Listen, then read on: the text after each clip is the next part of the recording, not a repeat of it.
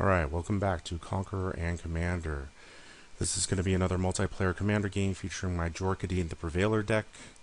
If you want to take a look at the full deck list, go to puremtgo.com, look up Conqueror and Commander, and you will find the deck list. In this game, we're going to be facing off against Seshiro the Anointed, Snake Tribal. I love this card. I love this guy. I really need to make a Seshiro deck. Friggin' awesome. Vela the Nightclad, who knows? I've never really run into her. It could even be just like a... Geez, I have no idea what it could be. And then Ghave, which is token goofiness, whatever. I run into Ghave so often now, I just don't even think about him anymore. My opening hand has 3 lands, a gold mirror, and a bunch of red cards. I don't know. It's not horrible. I keep it. It's probably a mistake, but whatever. I draw a plateau. Hey, look at that. So I've got my red mana at least. Sigh of the Shinobi. Just goofy. I don't know why you would even play that card really. Gold Mirror. Sakura Tribe Scout. You're gonna see a bunch of goofy looking like snakes in this deck. Ink Fathom Witch. Cultivate from Ghave. Ghave. I don't even know how you pronounce it.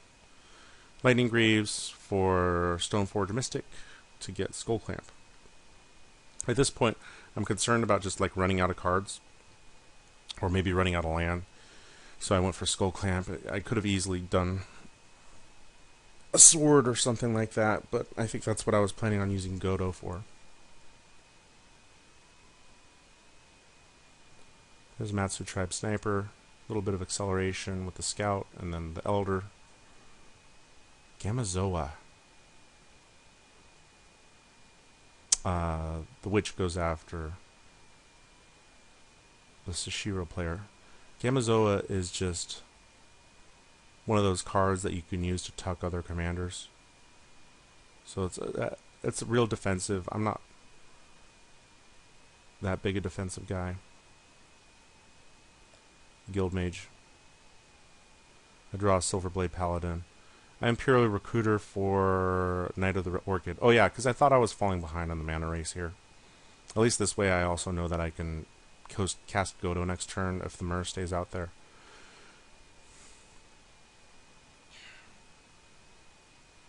I still haven't played the Skull Clamp. I go after Ghave just because that's my gut instinct. I always go after Ghave. Seshiro comes out to play.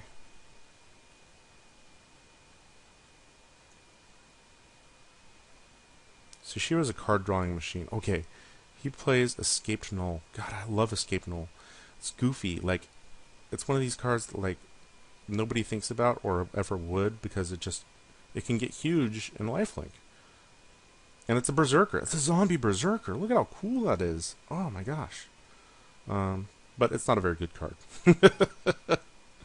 There's Necrogenesis, which is just going to start wiping out everybody's graveyards. There's my Mystic. Sad Mystic. There's the Elder. At this point, I'm running out of steam, so I'm going to go ahead and clamp my Imperial Recruiter. I draw a Soul Ring, Enlightened Tutor. I put Skull Clamp on my Knight, and I hold him back because I've got nothing going on. 3-1 First Striker isn't bad. Hibernation's End is a fun little card. Nice little tutor that'll just get you a bunch of stuff if you have things like from your 1 to 5. It never lasts past 5, but if it does last past 5, you should win the game. Evil Twin copies Matsu Tribe Sniper, which is an interesting one. He attacks me with Escape Null, forgetting that my Knight has First Strike, and it kills the Null.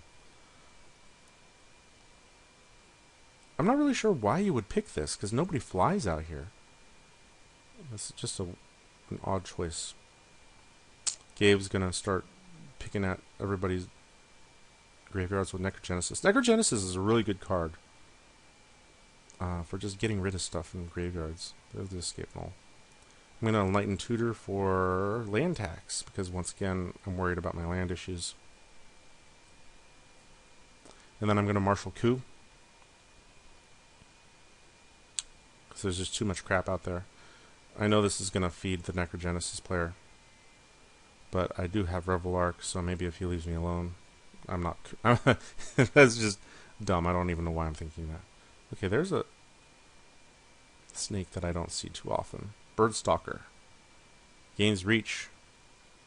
Interesting.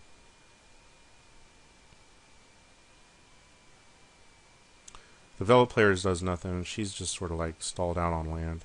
Ghave is emptying all the graveyards again.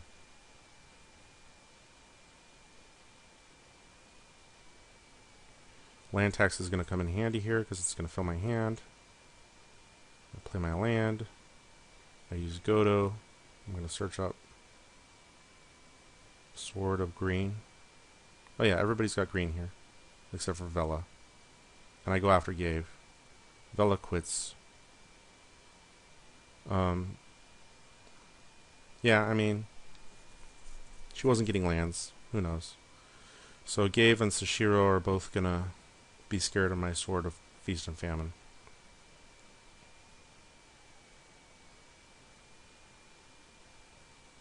If there's nobody on the table that like sticks out for whatever reason, Gabe's going to be my first opponent that I go after, because Ghave just like can get out of control really quickly. Oh yeah, I kill off a soldier so I could draw cards with Skull Clamp.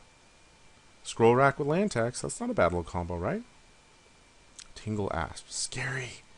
Coiled Tin Viper, awesome! Doesn't matter, Gabe's gonna play Planar Cleansing, kaboom! And I use my Druidic Satchel, I gain 2 life from revealing Boros Signet. So I've lost Metalcraft. The Ghave player does play Lightning Greaves, which is cool. And I lose out on the cool Scroll Rack land tax interaction. But I do have a couple critters in the graveyard. And Dragon Master Outcast, who is just awesome. And Hero of Bladehold. And I can accrue an army very quickly with the hero. Here's another one I don't see. The Warriors. Wow. Gabe's going to play nothing. So I'm going to start pumping out dragons. I've got a Silverblade Paladin. I'm going to give my double strike to Hero of Bladehold. And I'm just going to try and take out Ghave if I can.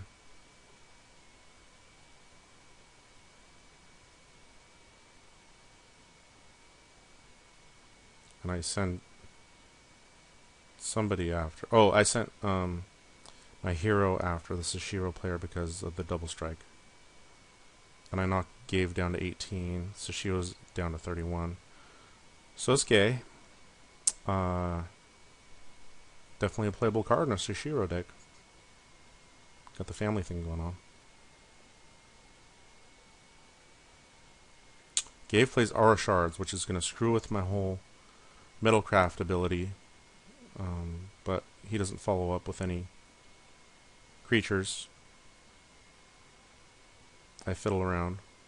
Oh, I've got enough planes now for a Maria to work, so I bring Godo back. Godo's going to get Yumazawa's Jit. And Sanctum Gargoyle is going to get my Sword of Green and Black. And I'm going to equip the sword to my hero. And I'm going to go after Seshiro. And I've got enough guys here to really take out Ghave as well.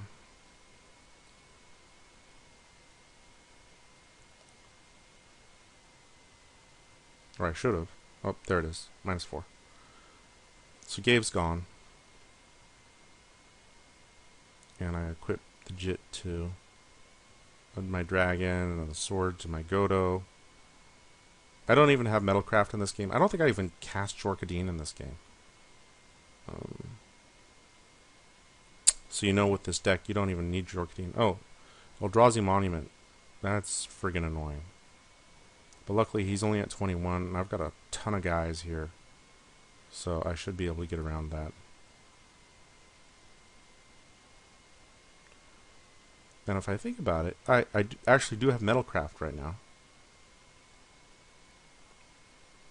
So I can send everybody after him and win at this point. There's Jor Kadeen. Yep, my Metalcraft. That's everybody.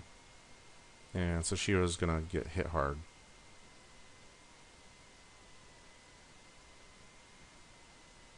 Yeah. I did 80 damage to him right there. So, Jor Kadeen definitely helps push things over the top. But that's another nice little quick game, turn 11. Alright, there we go.